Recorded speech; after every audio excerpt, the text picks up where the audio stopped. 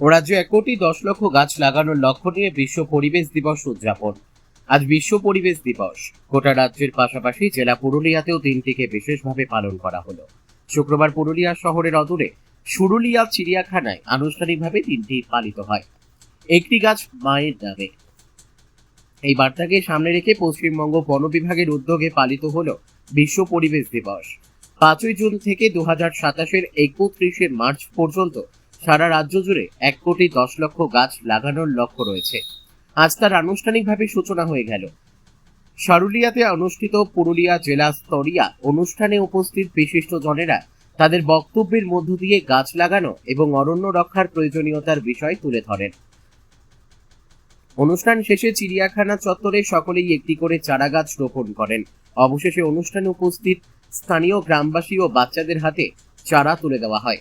অনুষ্ঠানে বিশিষ্ট অতিথিদের মধ্যে উপস্থিত ছিলেন পুরুলিয়া লোকসভার সাংসদ জ্যোতির্ময় সিং মাহাতো, পুরুলিয়া জেলা শাসক সুধীর কন্থাম, জেলা পুলিশ সুপার বৈভব তিওয়ারি, পুরুলিয়া বিএফও অঞ্চল গুহ, পুরুলিয়া দক্ষিণ বন বিভাগের ডিএফও পূরবী মাহাতো, পুরুলিয়া উত্তর বন বিভাগের ডিএফও বিশ্বনাথ প্রতাপ, পুরুলিয়া সৈনিক স্কুলের প্রিন্সিপাল রজনীশ কুমার, বলরামপুর বিধানসভার বিধায়ক জলধর মাহাতো, বান্দোয়ান বিধানসভার বিধায়ক লবসেন বাস্কে সহ অন্যান্য বিশিষ্ট জনেরা। পুরুলিয়া থেকে বিশ্বজিৎ সিং সর্দারের রিপোর্ট, বিগ নিউজ বাংলা। দিদি আজকে এখানে কি জন্য এসেছিলেন? এখানে আসছিলাম গাছ লাগানো। গাছ হচ্ছে মায়ের মতন, আমরা গাছকে মানুষ করবো বাচ্চার মতন। ওই জন্য আমরা এখানে এসেছি গাছ লাগাবার জন্য। আজকে সেই বার্তাটা কি আজকে দেওয়া হলো যে আজ ওই বাচ্চাটা দেওয়া হলো, এটাকে মানুষ করো, বাচ্চার মতন মানুষ করবে, জল দিবে, সেদিন আনন্দ পালন করে মানুষ করবে, যে যেমন আমরা অক্সিজেন পাই। এখানে অনুষ্ঠানে কি জানানো হলো আপনাদের? অনুষ্ঠানে জানানো হলো যে গাছ মানে মা, আমরা গাছ লাগাবো, আমরা গাছের জন্য আমরা অক্সিজেন পাবো। গাছ লাগালে গাছটাকে যখন বাচ্চার মতন তৈরি করবো, বাচ্চার মতন তৈরি করে গাছটাকে আমরা আনন্দ পালন করে মানুষ করবো। আজ এখানে গাছ লাগান? হ্যাঁ, গাছ লাগানো। গাছ নিয়ে যাচ্ছেন বাড়ি? হ্যাঁ, একটা গাছ নিয়ে যাচ্ছি বাড়ি। কোথেকে এসেছেন আপনি?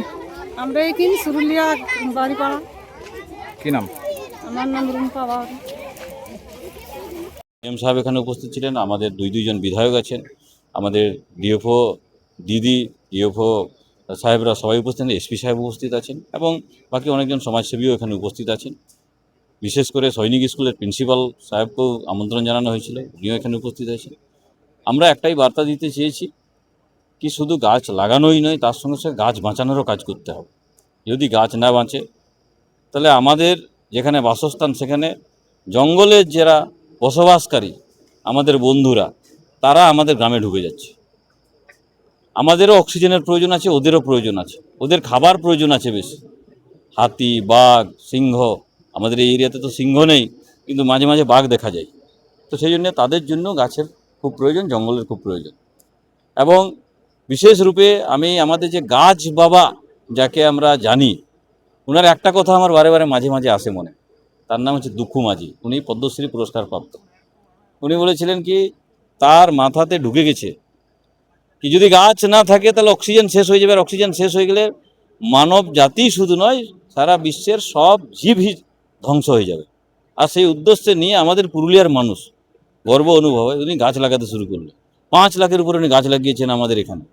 তো সেই জন্য কি আছে, আজকে একটা বিশেষ দিন, একটি গাছ মায়ের নামে, সেই কর্মসূচি আমরা বন বিভাগের সহযোগিতায় তাদের উদ্যোগে আমরা পালন করি। বিশ্ব উষ্ণায়ন তো বছর বছর বেড়ে যাচ্ছে, তা প্রতিরোধ করতে কতখানি? দেখুন, আশা করছি শুধু প্রশাসন শুধু নয়, সাধারণ মানুষকেও এটার উদ্যোগ নিতে হবে এবং এই আন্দোলনের সঙ্গে যুক্ত হতে হবে, এবং আশা করছি খুব তাড়াতাড়ি এটা নিয়ন্ত্রণেও আসবে আর সমাধানও।